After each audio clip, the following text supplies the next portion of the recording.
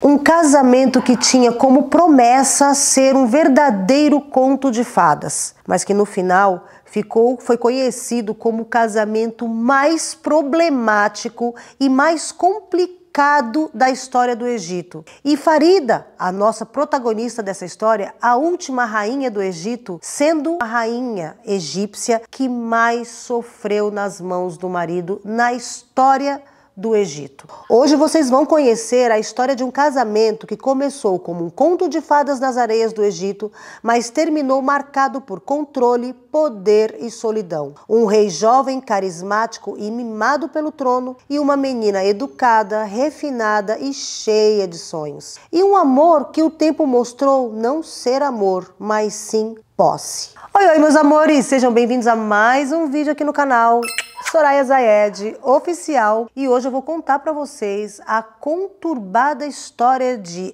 amor entre Farouk e Farida. Gente, essa história ela tem tantas bandeiras vermelhas e tantos alertas que principalmente servem para alertar e para registrar que o homem, quando ele é mau caráter, quando ele tem tendências abusivas, não importa a nacionalidade, a idade e não importa a época, ele vai fazer praticamente as mesmas coisas de acordo com a sua condição financeira. Então aqui você vai começar uma história, a gente vai entrar num conto de fadas e a gente vai terminar num pesadelo. Mas primeiro eu quero apresentar para vocês quem são os personagens dessa história. O rei Farouk nasceu em 11 de fevereiro de 1920 no palácio de Abdin, no Cairo. Filho do rei Fuad I, que governou de forma autoritária e distante do povo, Farouk herdou o trono aos 16 anos em 1936. Seu pai, Fuad, havia sido um monarca austero, pouco amado fora dos círculos aristocráticos, mas o jovem Farouk surgiu como uma promessa de renovação e modernidade. Bonito, carismático, falante,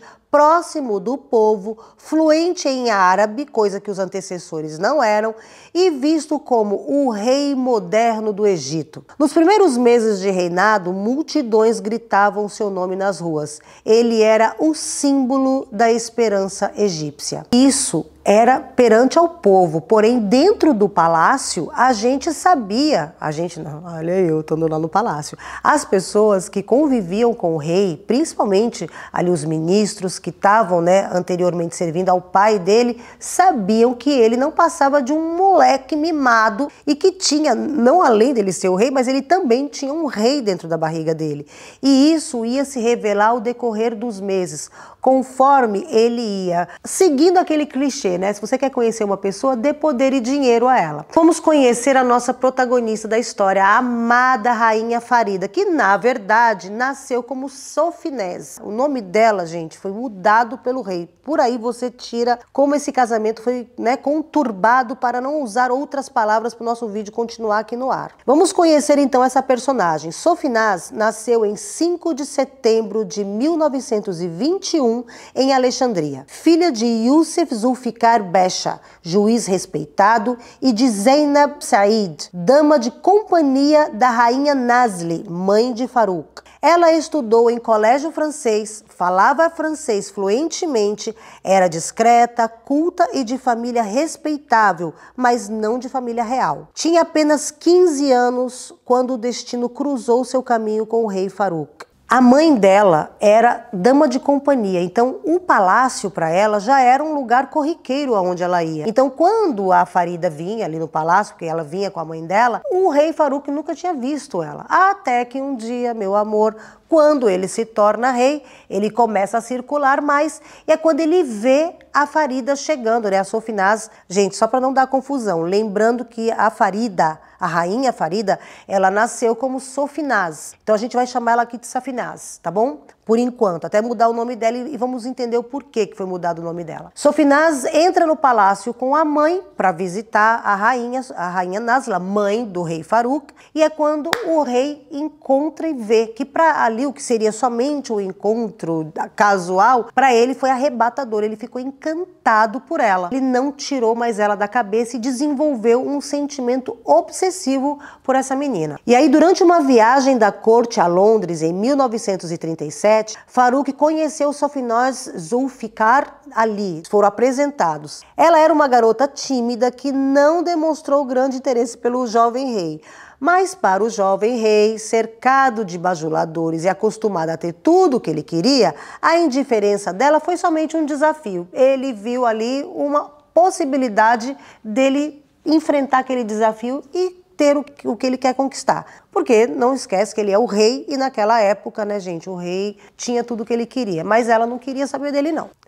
De volta ao Egito, Faruk começou a bombardear a família com presentes luxuosos.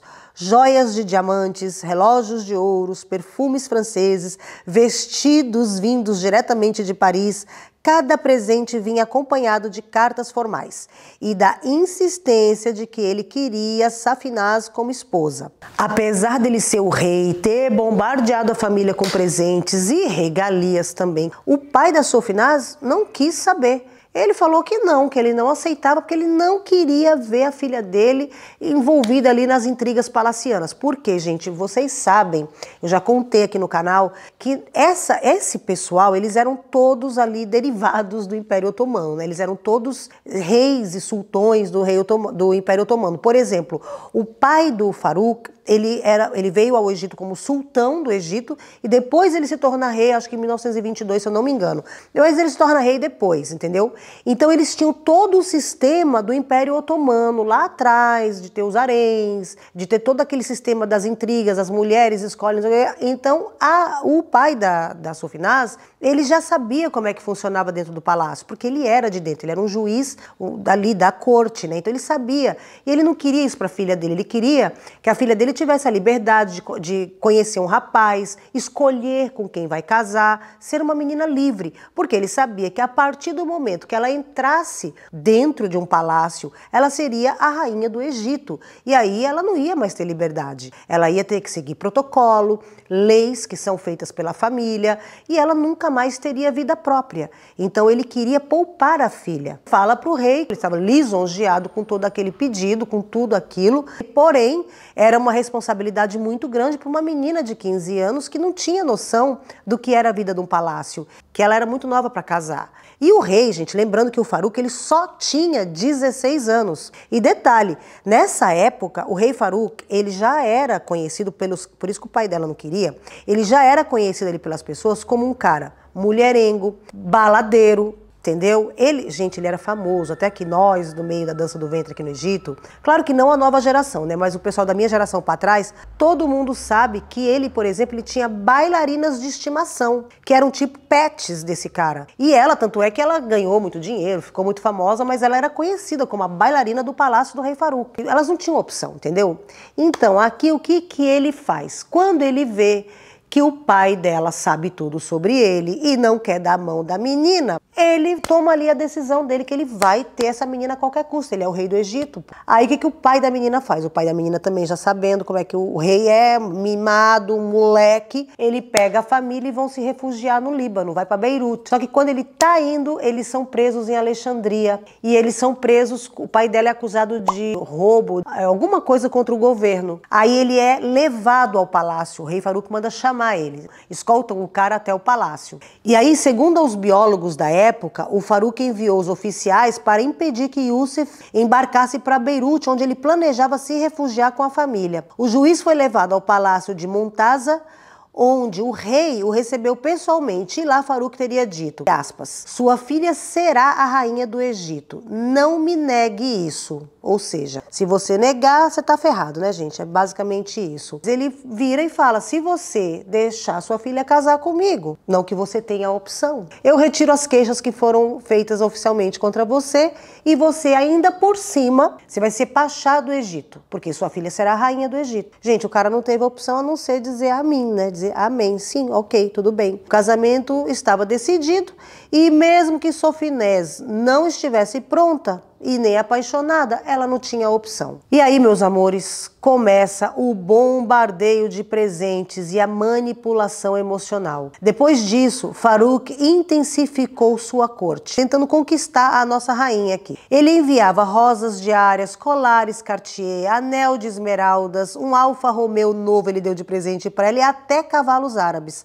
A cada presente, Sofinós sentia mais o peso da obrigação e menos o encanto da escolha. O que para o público parecia um romance luxuoso e um conto de fadas, para ela nada mais era do que uma pressão disfarçada de amor. E aqui nós temos já a nossa, primeira red flag, como as meninas da internet dizem, né, gente? A bandeira vermelha. O que ele faz? Presentes. E o que a gente vê muito dentro da internet, né, desses caras, esses bofe nojeira aí que querem dar golpe, eles fazem o quê? Claro que eles não são o rei Farouk, eles não têm bala na agulha para dar diamante, não sei o quê. Eles fazem o quê? Palavras. Meu amor, minha flor do deserto, minha flor do Nilo, minha flor do Oriente. E conquista a mulherada assim, né, gente? Agora, aqui o que ele tá fazendo? Nada mais é do que manipulação. Ele tá ganhando a menina, ele está comprando ela. Claro que ele já comprou, né? Porque ele ameaçou, a partir do momento que ele ameaça um cara super respeitado, descendente de uma família política muito bem sucedida, ele faz o quê? Ele joga o nome do cara na lama, né? Acusa de ladrão. E a partir daqui começa o bombardeio de presentes e a manipulação emocional. Ele começa a mandar mais presentes ainda para ela e para a família dela, para poder tentar, remediar ali a reputação dele com o pai, coisa que ele tá pouco se lixando porque ele é o rei e dane-se, entendeu? Para não dizer com PH o oda-se. Ele começa a intensificar cada vez mais a invasiva de presentes. Então, todo dia ele manda rosas, colares Cartiers, anel de esmeralda, ele deu um Alfa Romeo novinho para ela, ele deu cavalos árabes e a cada presente, a Sofinés, ela sentia mais ainda o peso da obrigação e menos o encanto da escolha. O que para o público parecia um romance luxuoso, um conto de fadas, para essa pobre menina era mais uma pressão disfarçada de amor. E aí, gente, agora vem a pior fase, porque aí já estava tudo oficial, né? Ele já pediu, já tem a mão dela ali entre a família, só faltava oficializar perante a corte, né? Perante a população egípcia, porque ele é o rei. Aliás, se vocês quiserem, depois eu posso até fazer um vídeo só sobre ele, porque ele é bem polêmico, tá? Quando ele vai ao poder, a primeira coisa que ele faz, que ele conquista o povo, os súditos dele, é justamente casar com a Farida, com a Sofinaz, porque ela não é de família nobre, ela não é uma menina descendente de reis e sultões, ela é uma menina do povo, uma menina rica sim, mas ela não tem pedigree, entendeu? Ela não é de origem nobre. Então, quando ele escolhe ela para casar, os biógrafos, eles falam que isso foi uma tática dele também de conquistar o público, né? E aí, o que ele faz? A primeira coisa que ele faz é trocar o nome dela. Sim, ele troca o nome dela. Aí ele apaga completamente, né, a identidade dela, né? O que ela seria. Porque aí ela vai passar a se chamar Farida. Como ela era a rainha dele, ela tinha que trocar o nome e se chamar Farida. Só que a mãe dele chamava Nazla. O pai dele não fez isso com a mãe dele. Mas enfim, depois eu conto pra vocês de onde saiu essa frescura de ter nome com início com F. E agora vem a primeira bandeira vermelha. Gente, se tudo isso para trás não foi bandeira vermelha, né? Bom, mas enfim.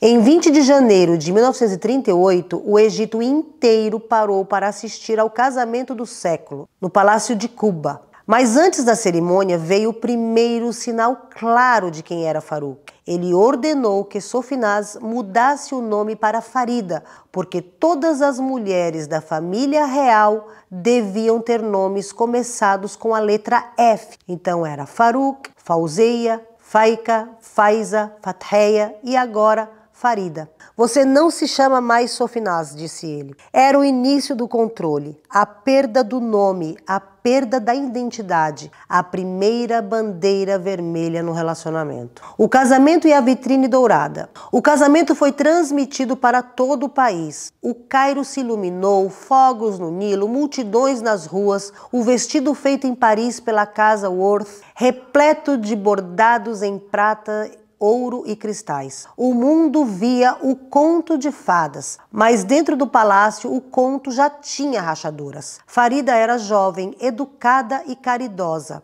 Queria fazer o bem, visitar orfanatos, representar o Egito de forma digna, mas o rei não aceitava dividi-la com ninguém. O amor virou vigilância e o palácio uma prisão dourada. Gente, as fontes dizem que ele controlava ela de tudo quanto era jeito, que ele era assim obcecado por ela, que não era amor, que nitidamente via-se que não era amor, porque ele chifrava ela com tudo e com todos, mulheres, tá? Nunca teve nenhum outro registro, mas ele não deixava ela fazer nada, e ela queria ser uma pessoa, né, pública, porque ela queria ajudar, ela era uma menina caridosa, e ela foi educada assim. E aí é quando em 1938 nasce a primeira princesa do casal, a Ferial. O povo comemorou, mas o rei queria mesmo era um filho varão, um homem. Em 1940 nasceu a princesa Fauzia. Em 1943, a princesa Fadia.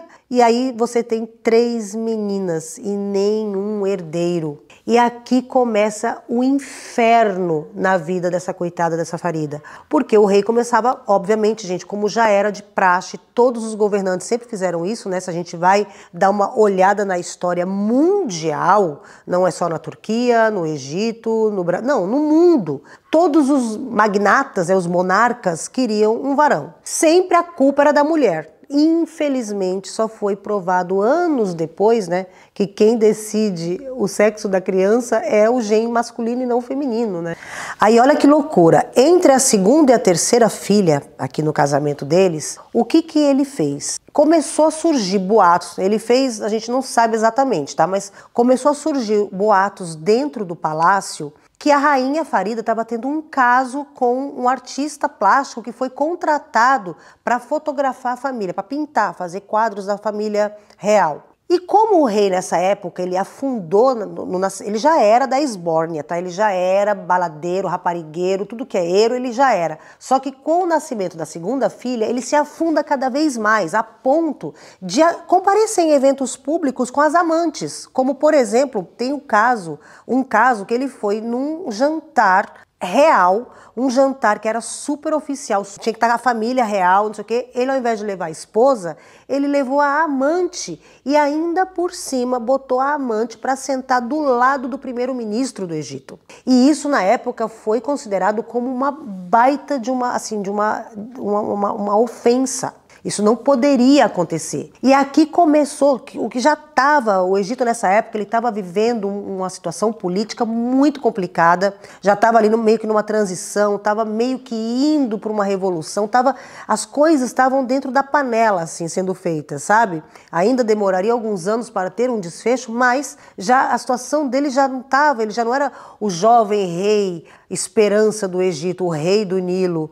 Não, ele já era considerado um cara arrogante, narcisista, estrume, entendeu? E ela, coitada, as pessoas viram o quanto ela estava sofrendo. E aí o que acontece? Enquanto ele estava vivendo, ela estava reclusa, presa dentro do castelo. Então aquele castelo virou uma gaiola dourada. E ainda por cima espalharam que ela estava chifrando o cara. E aí, para completar, nessa época, o que ele fazia? Isso é dito por todos que acompanhavam e relatado por ela depois. Ela contava que, além de todo o sofrimento, dos maus tratos, ele um dia chamou ela e falou para ela o seguinte: você não me dá um filho varão e você está me traindo, eu vou te envenenar. Ah, você vai ser envenenada. Quando você menos esperar, você apaga. Eu vou te dar uma rasta. Ela ficou desesperada, gente, a ponto dela não comer mais. Ela passou a não comer. Só tomava água. Ela vivia à base de água por muito tempo e traziam a água, tinha que abrir, deslacrar a água na frente dela, se ela não tomava. E ela não comia da mão de ninguém. Ela ficou morrendo de medo dele envenenar ela, como ele havia prometido. E aí, dentro de tudo isso, ele ainda chamava ela para ter aquela coisa, né, aquela tortura psicológica. Ele chamava ela e contava para ela o que ele tinha feito com as amantes. Gente, ele relatou para pessoas que ele fazia isso com ela, que fazia parte da diversão dele. Ele chegava de madrugada, mandava os súditos lá, o pessoal, os empregados do palácio, chamar ela, acordava ela, tirava ela lá do quarto dela, trazia até ele para ele contar para ela. Ele sentia prazer em contar para ela. E ela, uma moça educada, mesmo já estando mais velha na época, mas, gente, ainda era jovem, tá? E ela ouvindo aquilo e se sentindo péssima. Quebrou ela, ele quebrou ela de todos os jeitos assim, possíveis que uma pessoa pode ser quebrada. Tirando o nome, né, a identidade familiar, separando ela de todo mundo, tentando estragar a reputação dela, né, porque ele botou a reputação dela no lixo. Ele fez tudo isso para poder fazer ela sofrer. Em meio a tudo isso é quando ela engravida do terceiro filho. E aí o que acontece? O Egito inteiro começa a festejar, porque a cada nascimento das filhas dela, o povo egípcio festejava, oh, mais uma princesa, que honra. E ele cada vez odiava ela mais, por não ter, nunca quis saber das filhas, tá? Aí é quando ela engravida da terceira filha. E aí ele começa a fazer todas as coisas, assim, que você possa imaginar. Ele piora tudo, e fala que vai envenenar, fala que vai dar arrasto a qualquer momento. Ele começa a fazer mais pressão psicológica com ela, e aí é quando ele espalha o boato que a filha é ilegítima. Vocês entendem o que aconteceu aqui? Até ela conseguir pedir o divórcio dele, o que ele fez com ela? Então, gente, o casamento do Farouk e da Farida, ele é lembrado até os dias de hoje como o casamento mais turbulento da realeza egípcia. Isso comparado com todos os casamentos desde a época faraônica até os dias de hoje. Um amor que começou com presentes e poder e terminou em silêncio e arrependimento. A Farida perdeu o nome, a liberdade, o trono, mas ela nunca perdeu a dignidade. Ela manteve o que nem o rei manteve e nem ele pôde tirar dela, que foi a dignidade e o afeto do povo egípcio, que até os dias de hoje ela é lembrada como eu estou falando para você e ele é lembrado da mesma forma como eu estou falando para você. Sempre as pessoas edificam ela e botam ele no chão. E aí com tudo isso veio o divórcio, porque sim, gente, mesmo ele sendo nobre, são muçulmanos e aqui é permitido o divórcio. Então é quando, em novembro de 1948, o Egito acordou com o anúncio: por vontade de Alá, o rei e a rainha seguem em caminhos diferentes. Foi assim que foi pronunciado, tá? Era o fim. Farida perdeu o título, mas ganhou o carinho do povo, que a via como vítima da arrogância do rei. Farouk casou-se novamente e 3 anos depois, em 1952, seria deposto pela Revolução dos Oficiais Livres. E aí ele morreu exilado na Itália aos 45 anos. Farida dedicou o resto da vida à pintura e à solidão serena, vivendo discretamente até morrer em 1988. O desfecho de tudo, para quem chegou até este momento do vídeo e é tão curiosa assim quanto eu, Farida separou do estrupício dela lá em 1948, mas para onde ela foi? Porque aí o que aconteceu? Lembra que eu falei? Ele foi deposto, ele foi derrubado. Então ele foi o quê? Exilado do Egito, mas ela não, porque ela já tinha separado dele antes da Revolução. Então ela não precisava sair do Egito. Então você quer saber? Eu vou te contar o que aconteceu com a dona Farida. Quando a monarquia egípcia foi abolida em julho de 1952 pelo movimento dos oficiais livres, o Farouk ele foi deposto, aquele estruxo lá, e exilado. No entanto, a Farida não foi exilada junto com o rei. Ela tinha se divorciado já antes. Após o divórcio, ela continuou morando no Egito por algum tempo. Em meados da década de 1960, Farida mudou-se para o Líbano e depois para Paris. Em 1974, retornou ao Egito no governo do Anwar Sadat, que é o presidente do Egito, tá, gente? Em 1974. E viveu seus últimos anos no Cairo. Ela morreu em 16 de outubro de 1988 no Cairo de leucemia. E as filhas dela, o que aconteceu com as princesas? Bom, a Farida teve 3 filhas com o Farouk, como eu havia dito lá no início. A princesa Frial, que nasceu em 38, a princesa Fauzia, que nasceu em 40, a princesa Fadia, que nasceu em 1943, tá? E aí alguns pontos importantes. Após o divórcio, o rei Farouk ficou com a guarda das 2 primeiras filhas, a Ferial e a Fauzia. Lembra que eu te disse que ele achava que a terceira filha não era dele? E aqui é um ponto que foi curioso, viu? Para mim, pelo menos, eu não achei em lugar nenhum comprovando que ela teve um caso lá com o pintor, tá? Não, mas aqui eu fiquei pensando, pô, se ele não assume que, né, não ficou com a terceira filha, ele talvez não tenha tido relações com ela. E aí se ele não teve relações, como é que ela teve a filha, sabe? Mas enfim, mas eu acho que também, ao mesmo tempo, eu penso assim, se isso aqui que eu falei agora fosse real, ele tinha dado uma rasta pra ela, entendeu? Enfim, foi só um pensamento aqui intruso. Aí o que acontece? O Farouk ficou com a guarda das duas filhas, enquanto a Farida ficou com a Farida, a rainha Farida, né, ficou com a filha mais nova, a Fadia. Com a queda da monarquia, as filhas também passaram a viver em grande parte fora do Egito, ou com grandes limitações de privilégios reais. Por exemplo, Firial viveu no exílio na Europa. Quanto aos bens e palácios da família real, existem registros de que, após a morte de Farida, as filhas, por exemplo, Firial, tentaram uma ação judicial reivindicando uma propriedade no delta do Nilo, que pertenceria à mãe delas, mas o tribunal egípcio rejeitou o pedido porque o divórcio da mãe já havia anulado sua reivindicação antes que a revolução reapropriasse muitas propriedades reais. E os pertences delas, joias, os palácios, etc. O que aconteceu? Bom, a Farida ficou com muitas joias notáveis durante o casamento. Por exemplo, peças como uma tiara de pavão de diamantes entregue por Farouk. Após o divórcio e a revolução, muitos dos bens reais foram nacionalizados ou disputados. As joias, algumas foram devolvidas ao rei ou retomadas, outras desapareceram e outras foram vendidas. Mas na época, documentação pública detalhava. Exemplo, no artigo citado de Jewels of Queen Farida, menciona que algumas peças foram devolvidas ao rei após o divórcio. Então, gente, no final das contas, o que a Farida levou para ela, né? Pouquíssimas coisas. Trauma do casamento, porque nem se ela tivesse ficado com todas as joias, nada pagaria o que ela perdeu, que foi a juventude dela e a liberdade dela. E só quem perdeu a juventude dentro de um relacionamento sabe e pode imaginar o que essa mulher, né, passou. Então, se você, jovenzinha, que está assistindo esse vídeo, chegou até aqui e ainda não está casada, não está ainda com um relacionamento sério, escolha a dedo, porque graças a Deus você não vai ter o desprazer de alguém te obrigar a casar com quem você não quer. Então você saiba escolher para você não pegar um estrupício e pegue um homem que pague as suas contas, um homem que tenha dinheiro mais do que você e que te trate bem. Porque também não adianta ele ter dinheiro, aqui o caso de Farouk, que era um rei, não precisa nem falar mais do que isso, era um rei, deu de tudo que uma mulher pode imaginar de bens materiais, mas não cuidou e não amou.